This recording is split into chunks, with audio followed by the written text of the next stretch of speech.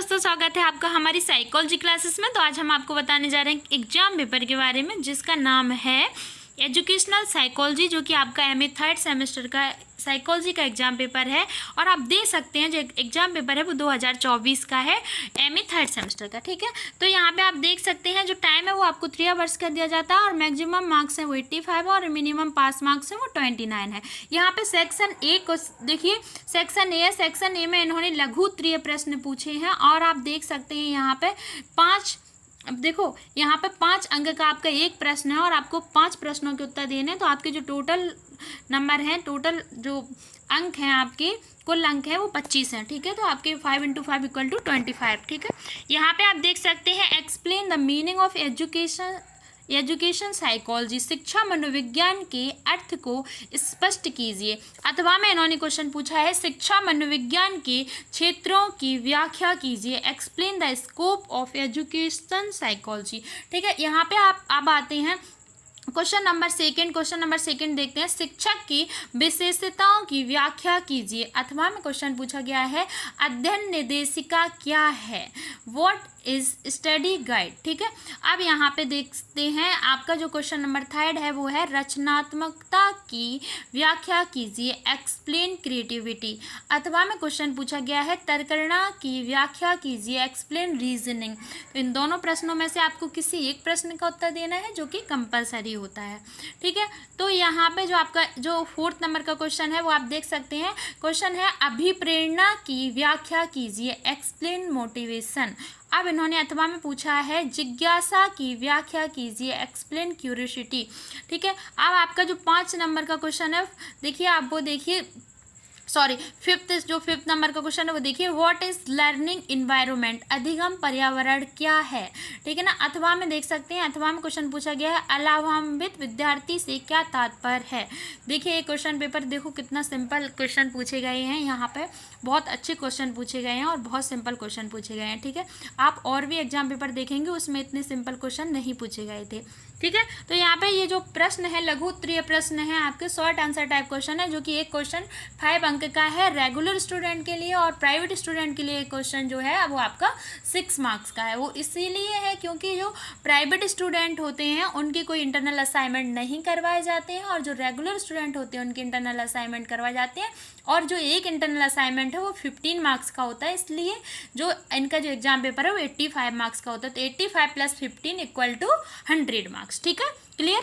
अब आप यहाँ पे देख सकते हैं क्वेश्चन, देखिए यहाँ पे ये जो सेक्शन बी आ गया है, सेक्शन बी में आप देख सकते हैं लॉन्ग आंसर टाइप क्वेश्चन पूछे गए हैं, जिन्हें दीर्घ उत्तरीय प्रश्न कहा जाता है। और यहाँ पे जो एक प्रश्न है वो 12 अंक का है, और देखिए आपको 5 अंक के उत्तर देने हैं, तो आपके 60 अंक हो गए। मतलब कि आपका 12 मार्क्स का एक क्वेश्चन है रेगुलर स्टूडेंट के लिए, 14 मार्क्स का एक क्वेश्चन है आपका प्राइवेट स्टूडेंट के लिए। क्लियर।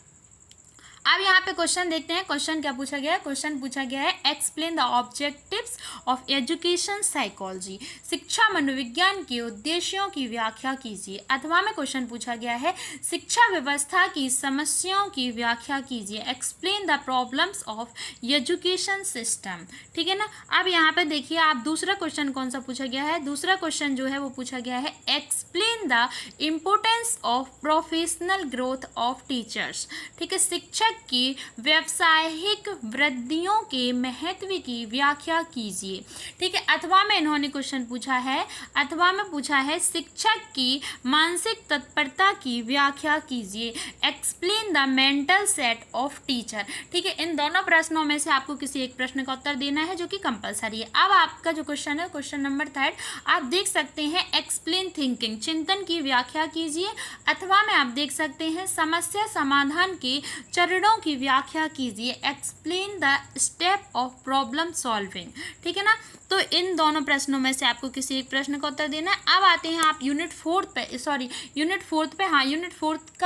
यूनिट 4 से क्वेश्चन पूछा गया है। आपको जो क्वेश्चन नंबर लिखे दिख रहे हैं, आप और भी जो एग्जाम पेपर है उनमें देखेंगे, मैंने जो अपलोड कर रखे हैं उनमें प्रत्येक यूनिट वाइज क्वेश्चन पूछे गए हैं और इसमें भी पूछे गए हैं। ठीक है ना, तो यहाँ पे उन्होंने यूनिट नहीं लिख रखा है, डायरेक्ट क्वेश्चन नंबर लिख रखे हैं। और आपका जो एमए का जो सिलेबस है जिसके अकॉर्डिंग एग्जाम पेपर बनाया गया है, तो उसमें 5 यूनिट है, आज 5 यूनिट से आपको क्या है, प्रत्येक यूनिट से शॉर्ट आंसर टाइप क्वेश्चन पूछा गया, प्रत्येक यूनिट से लॉन्ग आंसर टाइप क्वेश्चन पूछा गया। क्लियर।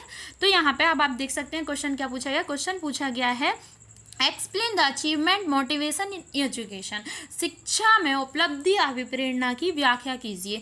अथवा में क्वेश्चन पूछा गया है explain the role of motivation in learning, अधिगम में प्रेरणा की भूमिका की व्याख्या कीजिए। ठीक है ना। अब आपका क्वेश्चन नंबर जो 5th है वो देखते हैं। Explain the methods of classroom management, कक्षा प्रबंधन की विधियों की व्याख्या कीजिए। ठीक है ना।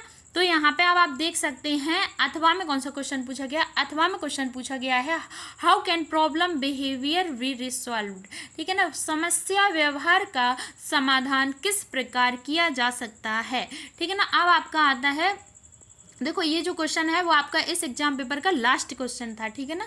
तो यहाँ पे मैंने आपको बता दिया है कितने नंबर का एग्जाम पेपर आता है, रेगुलर स्टूडेंट के लिए कितने नंबर का होता है और आपके प्राइवेट स्टूडेंट के लिए कितने नंबर का होता है, और शॉर्ट आंसर टाइप क्वेश्चन किस तरह के पूछे जाते हैं, लॉन्ग आंसर टाइप क्वेश्चन किस तरह के पूछे जाते हैं। इस तरह की पूरी जानकारी मैंने आपको दी है और कितना टाइम दिया जाता है एग्जाम पेपर के लिए। तो आशा करते हैं आप सभी को समझ में आ गया होगा। अब आपको वीडियो पसंद आया तो वीडियो को लाइक करें, चैनल को सब्सक्राइब करें, वीडियो को शेयर करना बिल्कुल ना भूलें, बेल आइकन को प्रेस करें जिससे कि हमारा अगला वीडियो आप तक पहुंच सके। Thank you so much.